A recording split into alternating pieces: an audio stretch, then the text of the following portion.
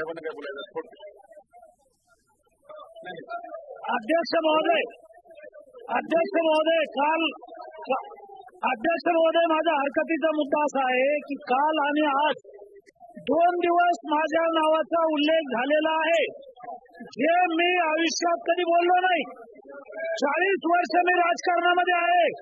अध्यक्ष महोदय, सभागृहाला माहिती द्यायची आहे. अध्यक्ष महोदय, सभागृहाला माहिती द्यायची आहे. 13 कोटी जनतेचं हे सभागृह आहे. या उच्च सभागृहामध्ये मी जे बोललोच नाही, मी शेतकरी विरोधी बोललो अशा प्रकारचं जे वक्तव्य काही सदस्यांनी केलेलं आहे, ह्याच्यामध्ये राजकारण आहे. अध्यक्ष महोदय, मी गेली 40 वर्ष राजकारणात आहे आणि शेतकऱ्यांचे 25 हजार लोकांचे मोर्चे काढले, आंदोलन केली. 100 वर्ष, पुढची 100 वर्ष माझ्या रक्ताच्या शेवटच्या थेंबापर्यंत मी शेतकऱ्यांच्या बाजूला आहे. मी शेतकऱ्यांच्या विरोधी बोललेलो नाही. काही लोक राजकारण करतात. अध्यक्ष महोदय, मला या सभागृहाला सांगायचं, 13 कोटी जनतेला सांगायचंय, माझ्या मृत्यूनंतर माझे हाड सुद्धा म्हणतील की मी शेतकरी आहे. रक्ताच्या शेवटच्या थेंबापर्यंत मी शेतकऱ्यांच्या बाजूला आहे. मी असं बोललेलो नाही. असं असलं तरी अध्यक्ष महोदय, महाराष्ट्रातल्या कुणाला जर असं वाटत असेल तर मी शेतकऱ्याची 1000 वेळा माफी मागेल. 1000 वेळा. मला शेतकऱ्याची माफी मागायला काही लाज नाहीये, पण यांची माफी मागणार नाही. याला राजकारण करायचंय. पिंपळाचं पान पडलं, हे लोक म्हणतात पिंपळाला जळालं. ह्याला राजकारण करायचं. अध्यक्ष महोदय, मी शेतकऱ्यासाठी 40 वर्ष लढलो. 25 वर्ष शेतकऱ्याने मला निवडून दिलेलं आहे. 293 वरती चर्चा सुरू करूया. आपलं म्हणणं सांगितलं. लोणीकर साहेब, आपण आपलं म्हणणं मांडलं. या ठिकाणी आता मंत्री महोदय, एक मिनिट मंत्री महोदय, सन्मान्य मंत्री महोदय, या सभागृहाचे एक ज्येष्ठ सदस्य सन्मान्य बबनराव लोणीकर यांनी ऐका ना, सरकारची भूमिका ऐका. आपण सरकारची भूमिका आपण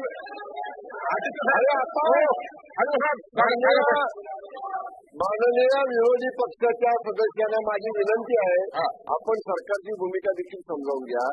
या ठिकाणी जे वर्तमानपत्रातनं, समाज माध्यमांमधनं या सदनाचे सदस्य सन्मान्य बबनराव लोणीकर साहेबांच्या बद्दलचं वक्तव्य आलं, जे दूरदृश्य किंवा टीव्हीच्या चॅनलच्या माध्यमातून सगळ्यांनी या ठिकाणी पाहिलं. आज त्यांनी या ठिकाणी त्याच्या बाबतीत त्याचा या ठिकाणी त्यांनी व्यक्तिगत सदस्य या सदनाचे म्हणून त्यांनी खुलासा केला की ऐका बसून बोलू नका, त्यांनी या ठिकाणी स्पष्ट सांगितलं की माझ्या मृत्यूनंतर माझ्या हाडांमध्ये सुद्धा शेतकऱ्यांचं या ठिकाणी नाव असलं जाईल. म्हणजे जो माणूस एवढ्या पोटतिडकीनं बोलतो आणि त्यांनी एवढंही सांगितलं की जर अशा पद्धतीच्या माझ्या बोलण्यामुळे काही लोकांच्या भावना दुखावल्या असतील तर ते म्हणलं ना की अशा तुम्ही रेकॉर्ड करा, तर मी शेतकऱ्यांची एकदा नाही 100 वेळा माफी मागतो. ते बोलले स्वतः. पण अहो त्यांनी मागितले ना, तुम्ही ऐकलं नाही, रेकॉर्डवर आहे. आणि सन्मान्य अध्यक्ष महाराज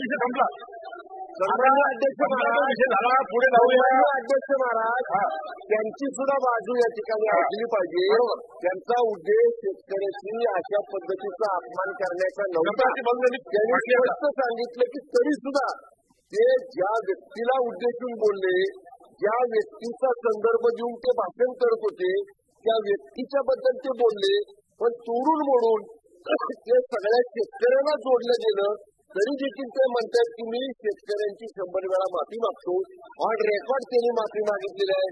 पण अशा पद्धतीनं तोडून मोडून दाखवलेल्या टीव्हीच्या वक्तव्याचा राजकीय भांडवल आमच्या विरोधकांनी सुद्धा करू नये आणि या विषयावरची आपण विनंती.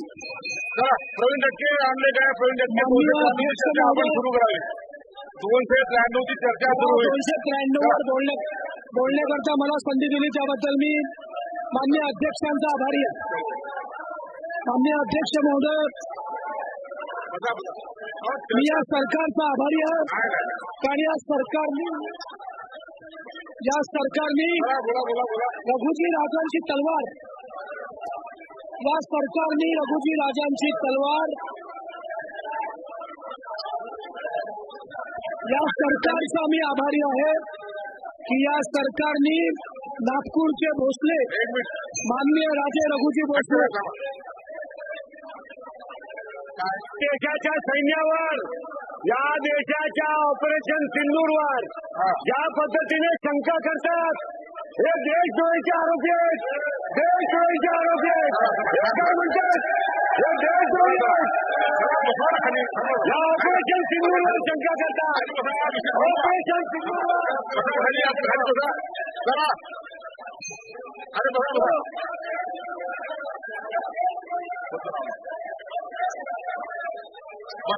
बसा, जागेवर बसा.